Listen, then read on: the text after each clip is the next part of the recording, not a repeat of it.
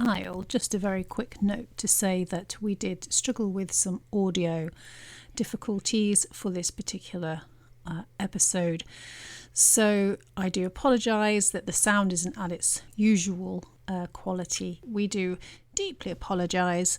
However, the content is so good, we still want to share it with you. Thank you so much. A very warm welcome to our Whispers of the Soul podcast, where we host conscious conversations with a spiritual and soulful twist. We and our guest speakers talk about life-changing events orchestrated from our soul, so that we can raise the profile of our quieter and more softer voice that comes from our intuition. So stay with us for your next soul download. Well, hello everybody, and welcome to another episode of Whispers of the Soul. I'm Sally. And I'm Sibby. And today we have the amazing Katie Holland, who's joining us, and we can't wait to introduce her and talk to her about some of the just delicious things that she does and brings into the world. Katie, actually, I want to start with a quote that Katie has come up with herself, which is just awesome, which is, all movement is divine when the heart is danced awake. So it just gives me goosebumps. It's a bit goosebumpy. We thought we'd just start with that. But for you lovely listeners who are curious about our guest today, the lovely Katie. Katie is an award-winning sacred dance therapist and creator of Awakened Bellydance. Katie's a renowned professional dancer with a passion for self-empowerment and self-initiation through the conscious movement.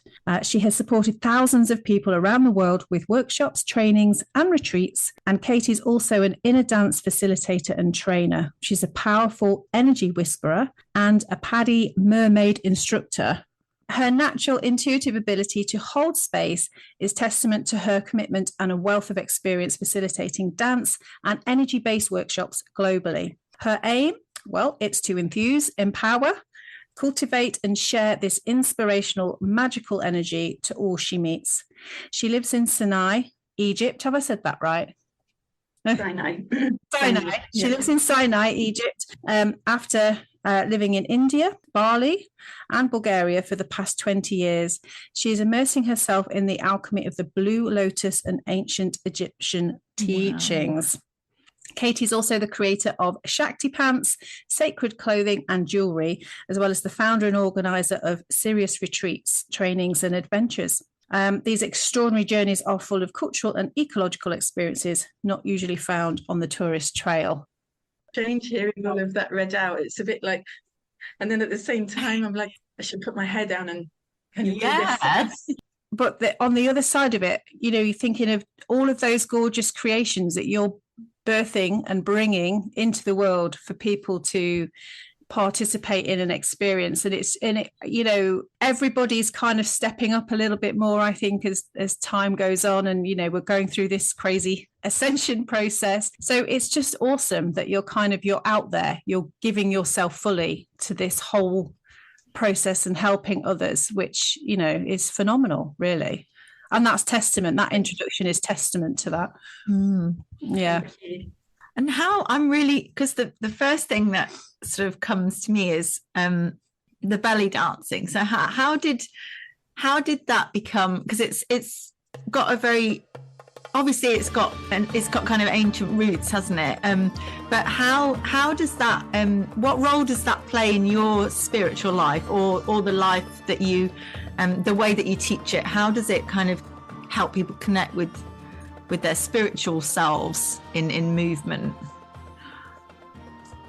I mean, for me personally, I've been studying dance since I was 3, and I'm 45 now. So all of my life, I don't know anything without dance. And I always knew when I was a child that when I went to dance class, I felt good. That was my kind of basic equation. And then later on, when I started to teach belly dance, I saw the same thing. Women came from all different kind of walks of life and different situations, and they had fun, they made new friends, there was a nice community. So it was like, okay, dance equals feeling good. And then I started to get feedback from people, like maybe about their periods, or maybe they'd felt more confident in their body. And because of this confidence in their body, they felt that they could leave their husband, or, it was like the ripple effect was massive. Or maybe they could go for that promotion at work, or, or leave their job that they were doing in the corporate world and then go into what they really wanted to do. So I started to see all this from, say, just a belly dance class, and at the time I was in my early 20s. So although in some ways I didn't have as much life experience maybe as some of these women, but I already had 2 young children by the time I was 24. So I was sort of also in life experience and experiencing in my own body what it was like to belly dance whilst being pregnant and afterwards. And so I guess really my whole life has been a learning curve like this. And steep, at hyper speed. And so I guess I started to kind of gather information and understand and see the effect that this art form, because belly dance is such a beautiful art form and so misrepresented. I started to see the wider effects of this, and then also, of course, when we had student performances, and this was massive for women to really be seen, and as well as for myself as well, because of course you're very, very vulnerable when you're on stage, and the whole emotional process around that. And that was one of the things that I guess was a big light bulb moment for me. It was in my late 20s when I really went deeply into the self-work after I had this first kundalini experience. And I started to study Gurdjieff movements, which is all about working with the patterns in your body and emotions. And then also Osho dynamic meditation. And I was living in India at the time, and I went back to England and I had some performances, and women came to me and they said that they were crying when I danced. And I said, what? I wasn't doing anything that I thought was emotional, and I don't, maybe it was like a Bollywood dance or something. And they said, there's something when you danced and it really touched me. So this confused me for weeks. And I was thinking I didn't learn anything different. It's like, there's nothing that I can think of. And then I thought the only thing that I've changed or that I've worked on is me, like my inner self. And then it was like, oh, they can see it when I'm performing, because something's opening and I can show myself in a different way than I was before. So I had lots of these moments through my life which collected in a giant bag of information to work with. Wow, that is so powerful, because I think we can recognize, can't we, that if we do the work ourselves, or even just things start to shift within ourselves, it reflects back in the outer world. I love that story. Don't you, Sal? Yeah, it's so beautiful. And and like you say, with the idea of belly dance, there has been some misrepresentation that's happened, but just for you listeners, I did do a very short, small workshop with Katie. So I've had some experience of how she works and how she teaches, and there's something, I want to use the word almost sacred and quite beautiful and almost intimate, actually, about the whole process, which I wasn't expecting or prepared for. I did come with an open mind, but it was just like, whoa, this has got so many levels.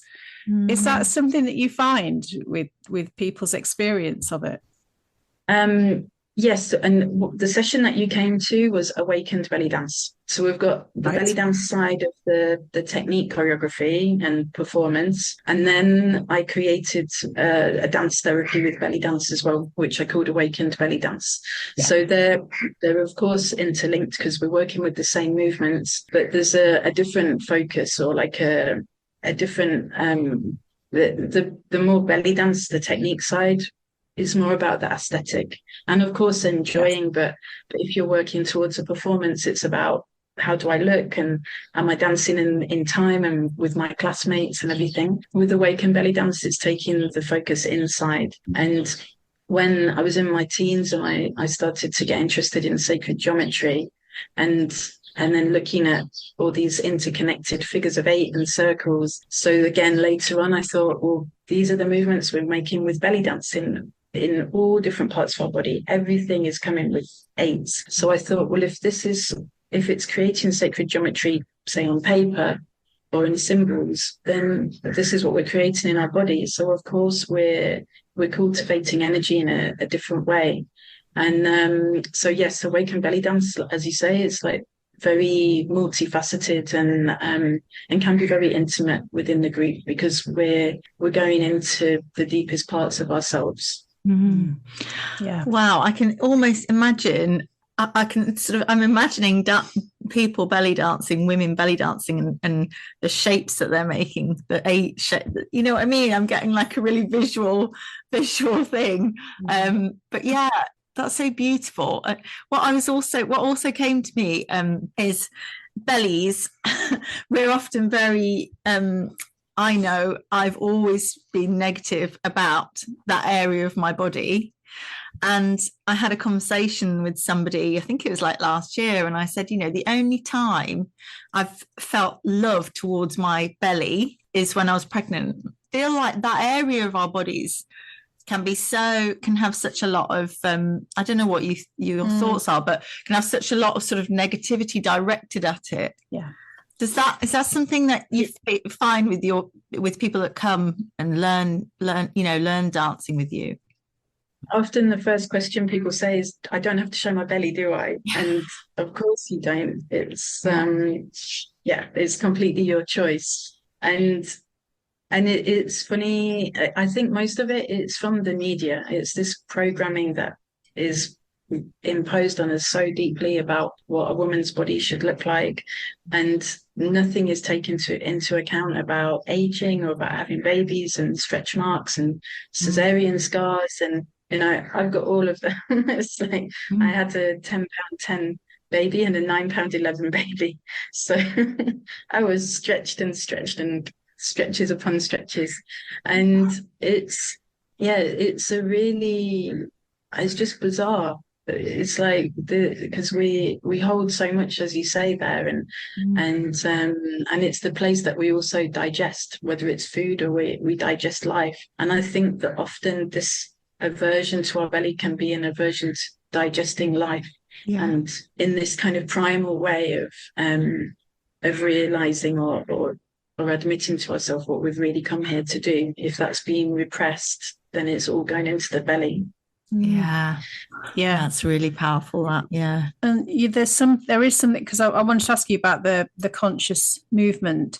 There's something, isn't there, when you're connecting to, well, any part of your body, but in this case your belly, in a way that involves this technique, this practice, that almost is, I don't know if it kind of offers almost like a rewiring or a reset or just a different level of awareness, because you're, with that conscious movement, you're bringing it's an awareness, isn't it, to that place, potentially in a different way to like what Sibby was explaining, how a lot of women can have negative connotations almost to the body. Yeah, and in the kind of more belly dance performance and classes world, you see women of all shapes, sizes, ages, with their belly out and really owning it, no matter what. And this is so beautiful, and women together with all these different sized bellies and on stage.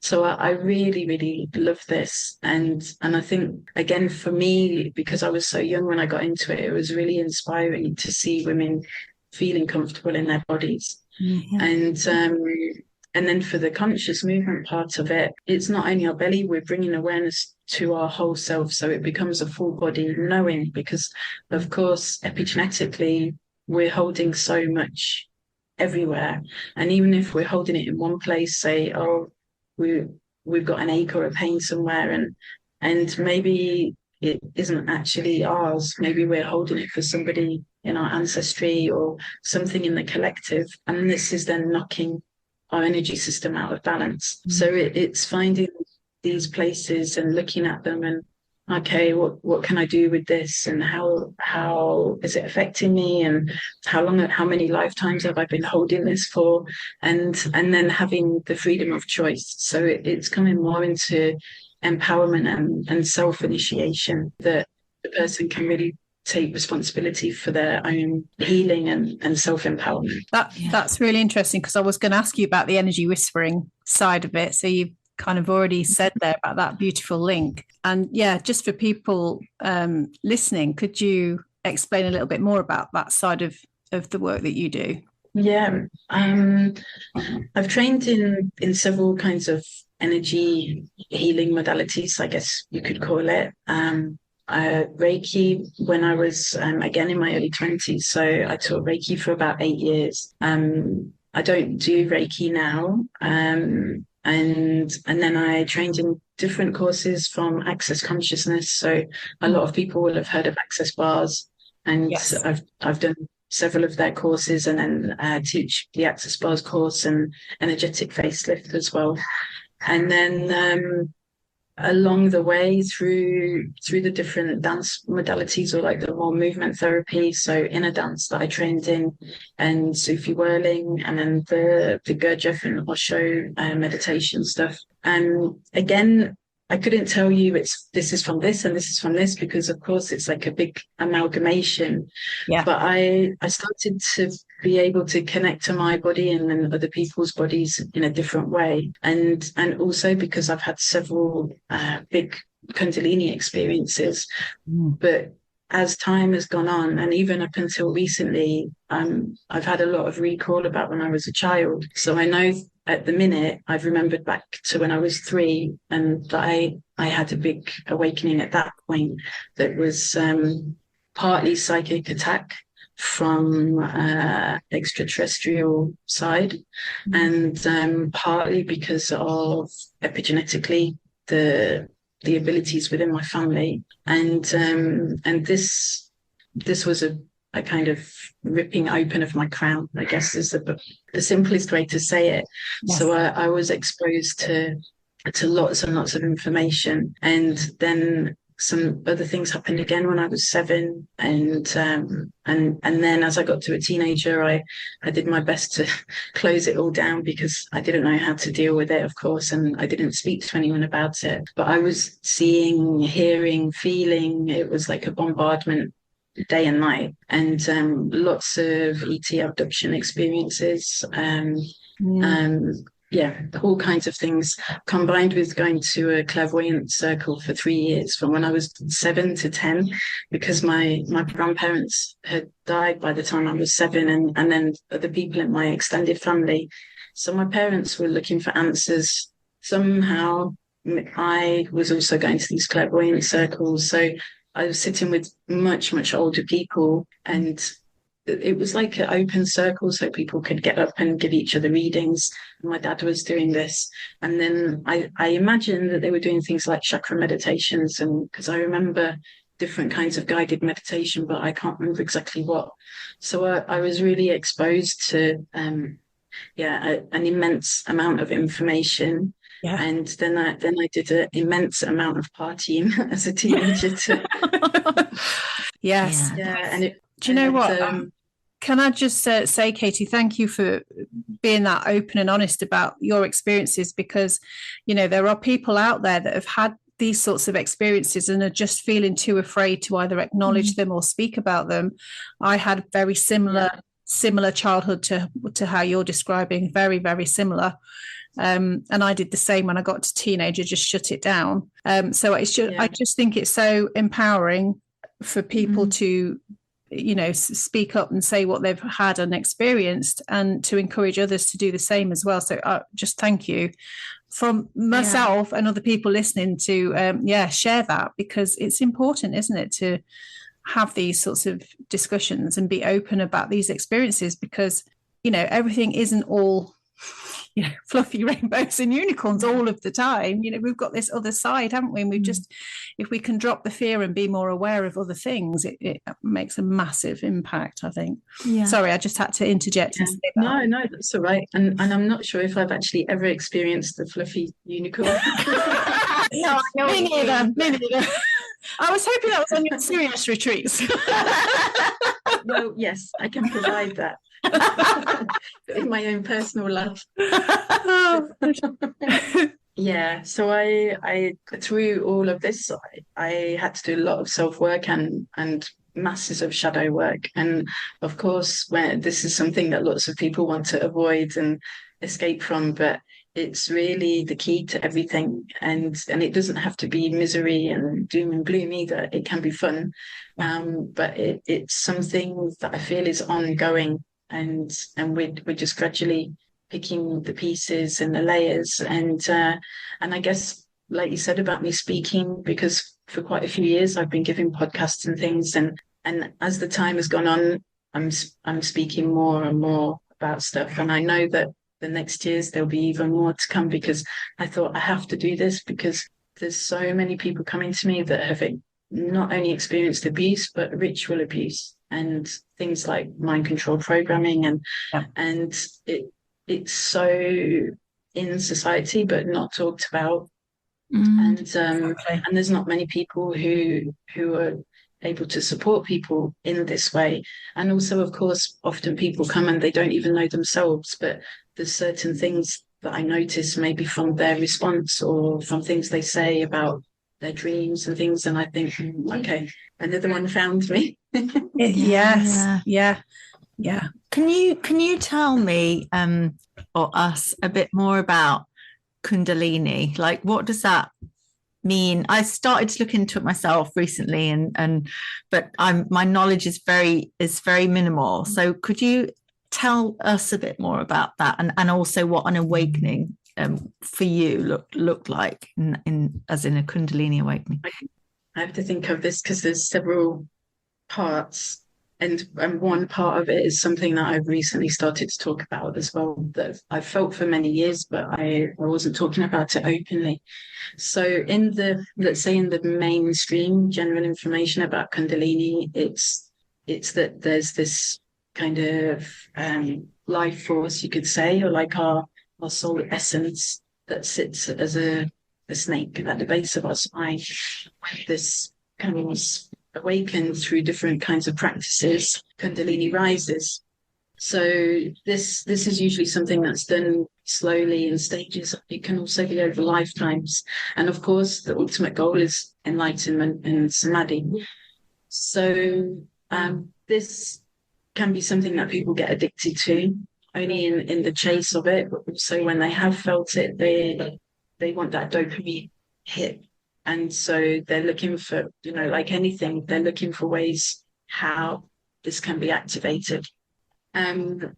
What I've been looking at is that potentially there's some kind of overlay implant system. And then if you think about the chakras, because of the way it's like compartments through the body, and people talk about, okay, well, if you balance this, then it balances this, and you balance that, and then that. But they're never in balance. It's like one thing and it's all out again. So like it just didn't, there were certain parts of it that didn't make sense to me, or that didn't sort of sit with me. So I started to think, okay, well, like many things, is this aspect of something that's been taught, the real truth has been hidden again. And then in the same way, they're also holding lots of entities. And it's like, when you open your energy, and especially if you don't know how to kind of protect yourself or keep your energetic boundaries, you're open to everything. This is the same with astral travel, with, say, ayahuasca, even with something like cacao, or like Blue Lotus as well. It's like Blue Lotus is so subtle, but it's still changing your consciousness in a very deep way. And because of these experiences growing up and these attacks, you could call it, and how I had to learn to really stay in my body and feel safe in my body, and to take care of my energy and not take on other people's energy as well. Because of course, when you're very empathic, you feel like you're here to be responsible and heal everybody in the world, and you start taking on everything. And when I let go of that, life got so much easier. It's like, So, okay, so I'll come back to that, but just your other question of what happened for me. I was 27, so this was 2006 to 7. I hadn't been doing anything intentionally to work with my kundalini. As I said, I was very psychic and very sensitive. I was really hit. And when you open your energy, it's like, how is it affecting me? But as I came to, I heard this voice saying, you have to create this therapy with belly dance. And this was like very clear. And I was like, what? Because at that time I was fully in the showbiz world in India performing. And I was really in this celebrity world, and also dealing with the shadow sides of that. And so I was really feeling like I have to stay in my integrity, because for me it was like, I'm going to be a dancer. I get paid, go home to my kids, be on the beach with them. We were living in Goa. And so suddenly I get this message, and I was like, oh God, I don't know what to do. Like, how? And I just cried for 2 months, and I couldn't get up. I kept collapsing. My body literally changed overnight. I was like a skeleton. I didn't have fever. It was like not possible in this realm what happened to me physically. I had a complete burnout of my nervous system, my adrenals, and it was more like just dealing with how to sort of not cry, and all the realizations I was having about my life, and also coming to this point of, I've worked so hard to have my dream job, and which was what I was doing, and I'd accomplished everything and that I'd wanted, and beyond. It was like things I could have never dreamed of. And then thinking, okay, I'm 27 and I did everything that I wanted. And then, okay, now what do I do? Where do I go? And sort of, so then began an 8-year journey into what became Awakened Bellydance. So it was massive, really massive, and very frustrating, because of course I thought, okay, I'm going to create this therapy. And then it was like no information, nothing was happening. So it would stop and start in this way. And then, I had this endless kind of chatter going on. And so I had to really change that and say to myself, who am I not to bring this into the world? Who am I not to do this? This is like something that I realized I'd been carrying also since I was very small. And then that time I realized that I had to step away from this celebrity world and move from India. I got a very strong call to move to Bali. And so it took about 2 years of hearing this, go to Bali, and step out of the dream job. And I was like, oh no, even my dad said to me, what on earth are you going to do? So we went to Bali. So it was very healing for me. And then more and more information was coming through, so that I could then go, okay, world, this is Awakened Bellydance. And when that happened, I again had another big kundalini explosion. I wasn't conscious this time, but it combined with a urinary tract infection and was very, very terrible, let's say. And I was screaming and had this massive sacral clearing, and was totally out of my body because I was in so much pain.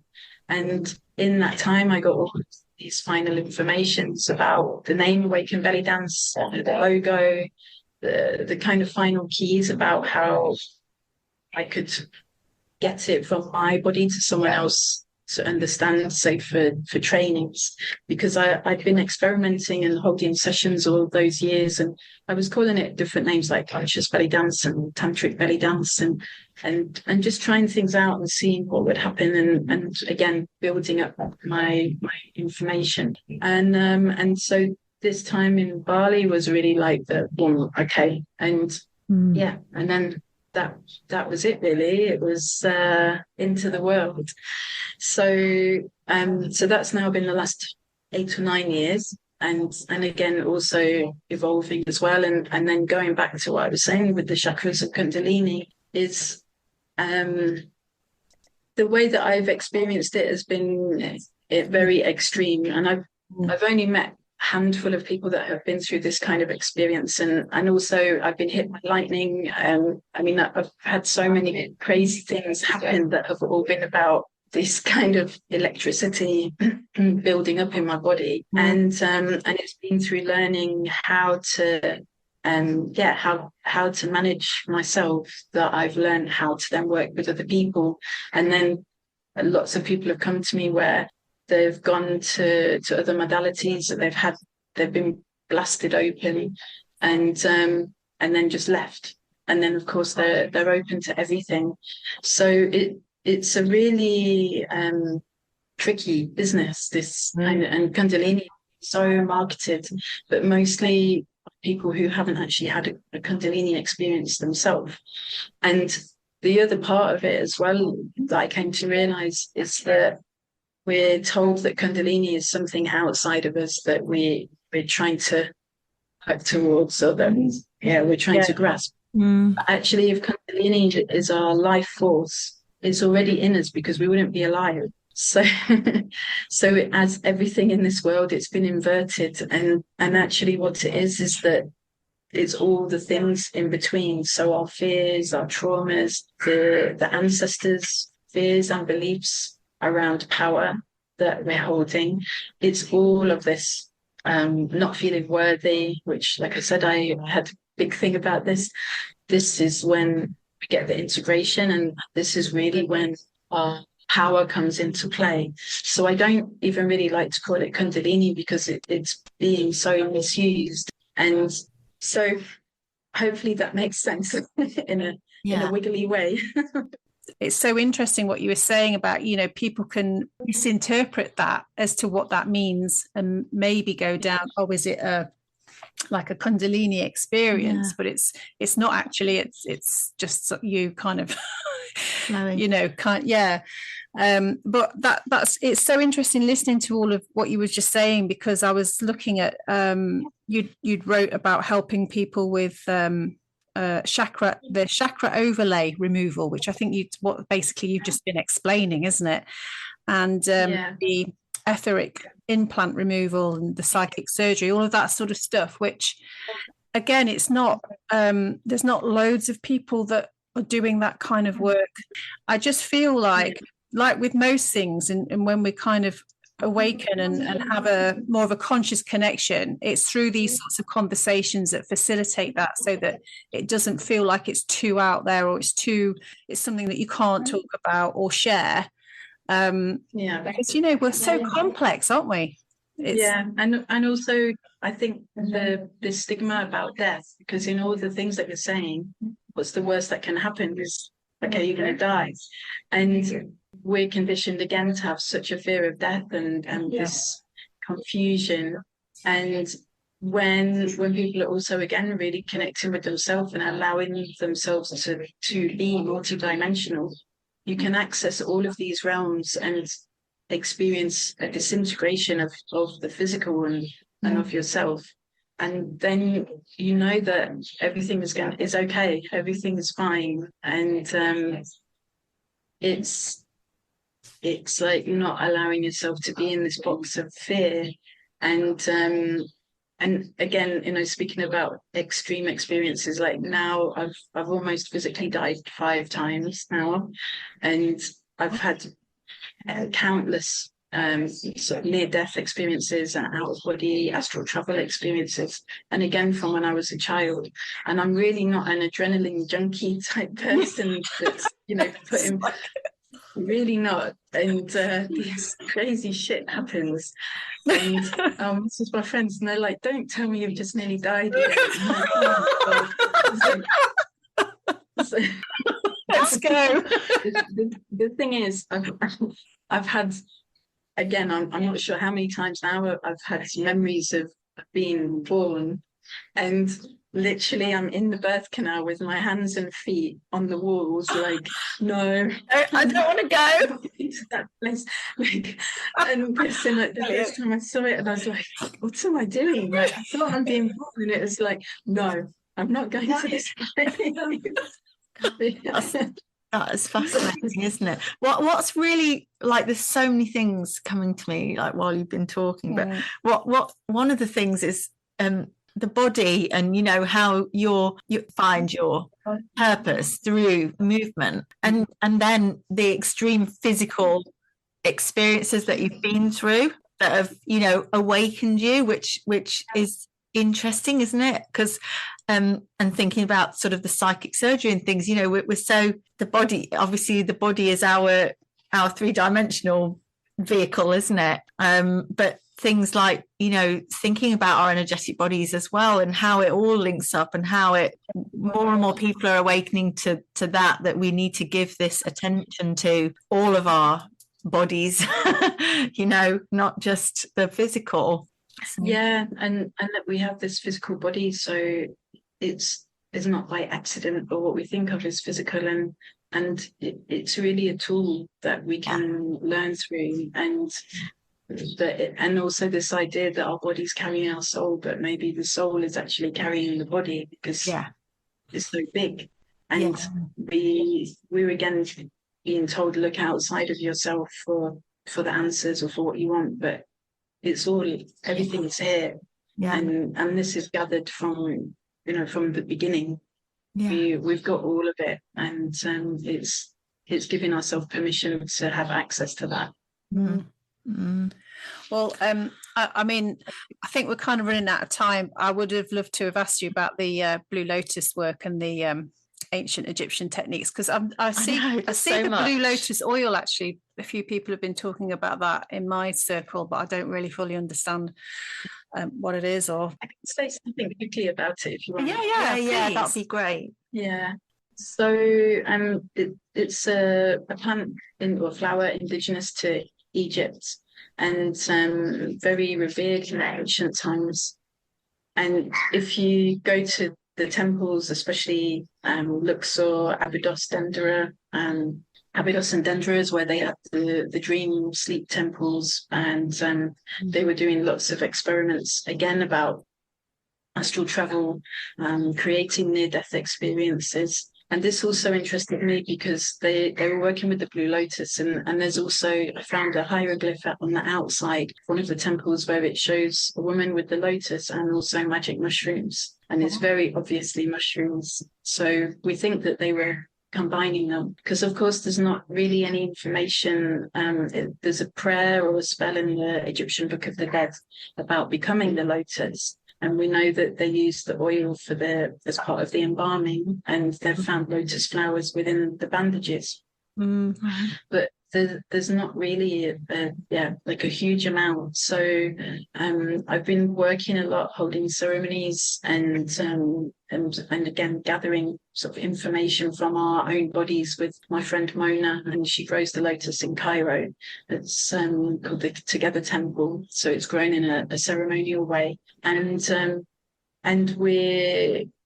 what we realized, and also from this legend of the lotus, is that everybody holds a part of the puzzle, and it's about synergy, that everybody brings those pieces together in an equal way, that everybody rises up. So it's absolutely not about somebody being the queen of the lotus, and that she brings to you what you need. So for me, I've had masses of ancestral kind of openings and healings through working with her, and that's been, it's 4 years now. So it was in the lockdown, because I got stuck in England for the first 8 months, and I thought, what am I going to do? And of course, all my work and travel was cancelled, and I managed to get some Blue Lotus, and I thought, okay, let's let's see, because I've always had crazy dreams and experiences at night, and I thought maybe this can help me to make more sense.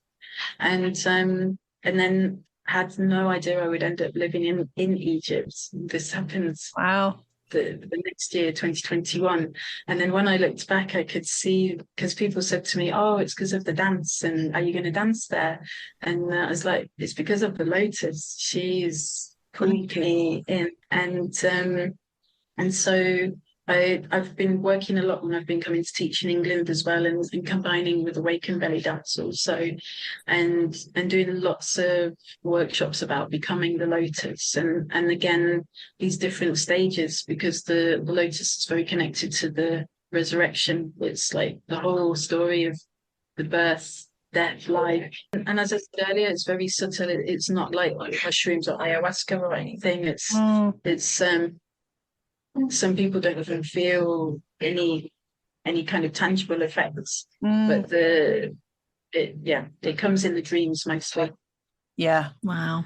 It sounds awesome. I have really weird dreams. I'd really do. like to try it, actually. I do. Mine are really vivid and very film-like almost. You know, they're very, the whole narrative. Yeah. Really, yeah. So yeah, maybe I need to try. Well, then it's the question of what's awake and what's the dream. It's the yes. I know. What we think is reality. Is it really? That's, it's just so interesting. And when you switch, because sometimes I'll switch from observing to being in it, to recognizing people that don't look like the people that I recognize them to be, to like really other kind of level dreams, and I'm like, is that a dream, or is that me somewhere else? Or it's kind of it just opens everything up, doesn't it? The dream. I've the dreams like had where there's somebody in a dream that looks like somebody else but has the energy of a different person. Have you ever had that? It's really like when somebody, but they've got the energy of somebody else. Isn't that funny? Isn't that? Yeah, it's fascinating. Yeah. When this happens, if you can kind of teach yourself to do it and remember in the dream and ask truth, who are you? And ask this 3 times, and then see if what you think is somebody, if it changes. Okay. And shows the true energy or the true face. And I'll try that. I know we're running out of time, but so I had this thing when I was going through that whole crazy stuff, and I guess it was partly psychic attack, partly entity stuff. In my dreams, basically I was getting thrown about all the time, literally thrown, but every single dream I couldn't see who was doing it. It was like it was invisible. And when I was 7, actually, when I was a kid, I used to dream of a Black Panther stalking, and I through some shaman work and having some shamanic healing, I came to understand that the panther was a power animal, not to be feared, but it kind of had one paw that side, like shadow, and the other paw the other side, and so it kind of was a bridge to help me understand. This dream that I had, it happened for years, like 10 years, constantly, and I still never got behind the invisible. It stopped because I did some more work and kind of realized it was more about me owning my own power, like you was explaining before about how that can kind of leave you open, and it stopped. I still to this day don't understand that, and so I'd love to I still feel like there's some questions around it, if that makes sense. And what I realized over the years is that because I had things like that as a child, there's a couple of recurring dreams all the time. And often in these dreams, things were happening maybe to my family where I would agree to anything in the dream. I'd say, please just leave them and, do this instead. And when I started looking at things like soul contracts and like astral attacks, I realized that this is when you make those contracts. They're like orchestrated dreams to get you to agree to things that you wouldn't usually agree to because you think it's a dream. And so then you're making these unconscious agreements, but energetically they're held. And then because I kept thinking, I'm not given permission for these things to happen. And why is it so difficult why does it feel so difficult to kind of keep this like energetic boundary for myself, and why do I feel that all these really crazy things are happening? And then I can't remember what it was, but one day it just clicked, and I thought, that dream when I was a kid, I was making the contract myself, because I was so desperate to change the story. And then I would wake up and I'd be crying and realize, oh, my sister's, because we were small and in the bed sleeping together, and I think I was 4 and she was 2, and thinking, oh no, she is alive, it's okay. And then it would happen again and again. So there's lots of things like this that are happening in the astral, where with these illusionary reality states. That makes so much sense. And the astral, I feel, changed a lot over the years. It's still changing now, but when you do think it's a dream, it's from what you've just said, I'm kind of going back now. It's an easy way in, isn't it, to get those sneakily, but get those permissions in, because the Black Panther dream was one of my recurring, and a 7-year-old, I'm not thinking about Black Panthers particularly. I don't think I'd watched, didn't even know if Jungle Book was the thing then, but anyway, showing my age now. But yeah, it's interesting, isn't it, how these things can come in and you just don't even think about that. Wow, that's given me food for thought. Thank you, Katie. Yeah. Pleasure. Well, we will wrap it up, and it's just been an absolute delight from start to finish. Thank you so much for joining us, and really appreciate thank you for inviting me. Really appreciate your honesty as well, and about your journey, and it's really powerful. And I'm going to be going away thinking about all sorts of things now, and definitely thank you. Everything that you've already shared, and you've given me information and links, I'll put all that on the show notes, so for people listening, they can find you and find out more about you, and if they want to connect and follow you, they can do that. So I'll make sure I include all of that. Thank you so much. Thank you, Katie. Thanks for listening. So if you would like to connect to us elsewhere in the multiverse, well, you can. You can find me, Sally, at thecreativeyou.co.uk, or on Instagram as the.creative.you.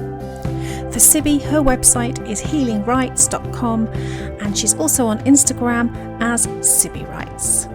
Lots of love. See you soon.